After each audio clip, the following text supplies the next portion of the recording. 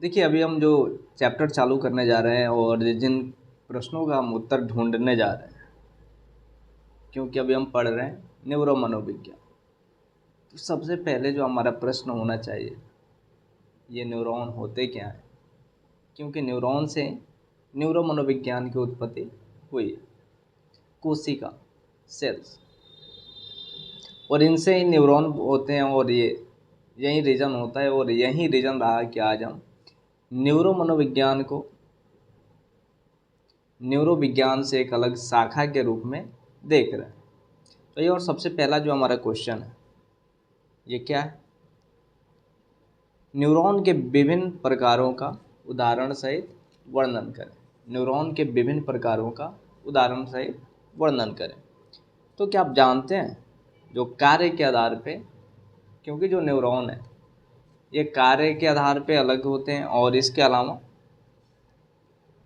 जो आकृति के आधार पे न्यूरॉन होते हैं ये अलग होते हैं। तो सबसे पहले हम कार्य के आधार पे न्यूरॉन को देख लेते हैं। कार्य के आधार पर न्यूरॉन के 3 प्रकार हैं। पहला है संवेदी न्यूरॉन, दूसरा है गतिवाही न्यूरॉन, और तीसरा है सहचार्य न्यूरॉन। ज्ञानवाही न्यूरॉन क्या होता है? ज्ञानवाही न्यूरॉन या फिर संवेदी न्यूरॉन, जिसे हम सेंसरी न्यूरॉन कहते हैं।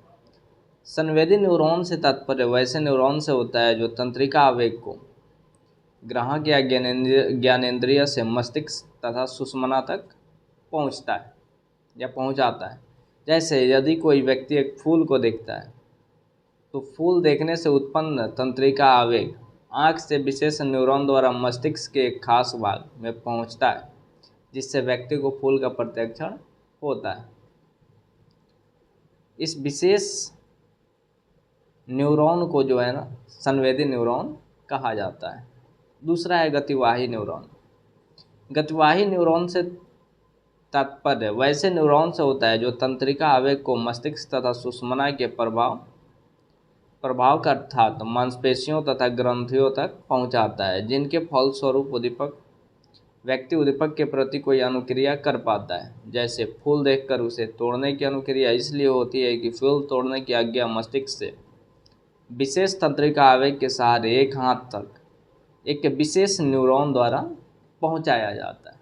जैसे हमने फूल को देखा, फूल से हमारे मस्तिष्क में गया और प्रत्यक्षण हुआ कि ये फूल है। और जो गतिवाही न्यूरॉन है, जैसे ही हमारे मन में इच्छा होती है कि जिस फूल को तोड़ना है, तो जो न्यूरॉन है ये क्या करेगा, एक संकेत भेजेगा हमारे हाथ की तरफ कि तुम उस तरफ हाथ बढ़ाओ। और इस विशेष न्यूरॉन को जो है गतिवाही न्यूरॉन कहा जाता है। तीसरा जो है सहचार्य न्यूरॉन। सहचार्य न्यूरॉन केवल मस्तिष्क एवं सुषुम्ना में ही पाए जाते हैं। सहचार्य न्यूरॉन से तात्पर्य वैसे न्यूरॉन से होता है जिनके द्वारा संवेदी न्यूरॉन द्वारा लाए गए तंत्रिका आवेग को ग्रहण कर उसे गतिवाही न्यूरॉन में छोड़ दिया जाता है। इस तरह से सहचार्य न्यूरॉन का मुख्य कार्य संवेदी न्यूरॉन तथा गतिवाही न्यूरॉन के बीच संबंध या फिर सहचार्य स्थापित करना होता है। यानी जो संवेदी न्यूरॉन है और गतिवाही न्यूरॉन है, इन दोनों के बीच में क्या होता है? सहचार्य न्यूरॉन। जैसे ईड ईगो और सुपर ईगो के बीच में, जो ईड और सुपर ईगो के बीच में जो है, ये जो ईगो होता है ये क्या करता है? हमारा सहचार्य स्थापित करता है, इन दोनों का सामंजस्य बरकरार रखता है। उसी तरह जो सहचार्य न्यूरॉन है ये ज्ञानवाही यानी संवेदी न्यूरॉन और गतिवाही न्यूरॉन को एक दूसरे से बांधे रखता है।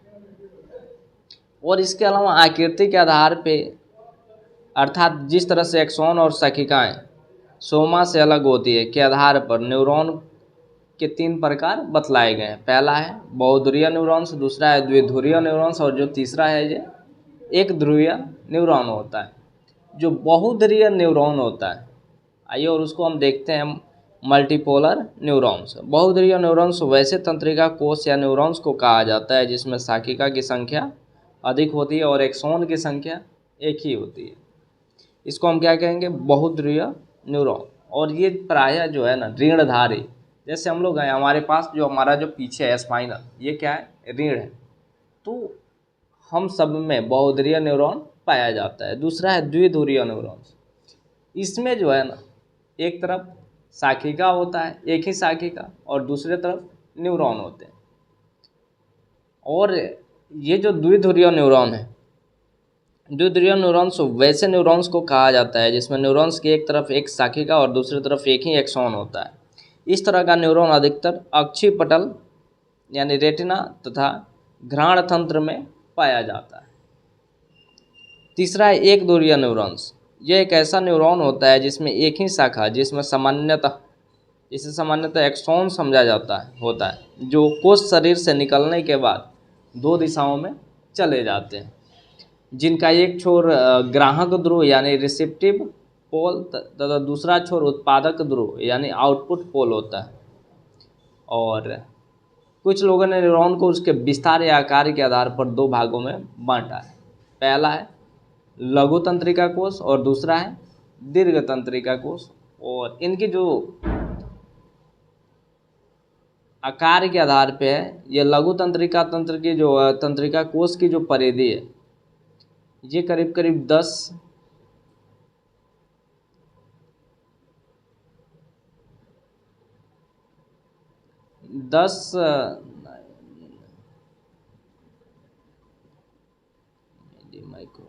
माइक्रोमीटर तक का होता है, जबकि दीर्घ तंत्रिका कोश 100 माइक्रोमीटर तक का होता है। इसको आप याद रखिए और उम्मीद है कि आपको समझ में जरूर ही आया होगा।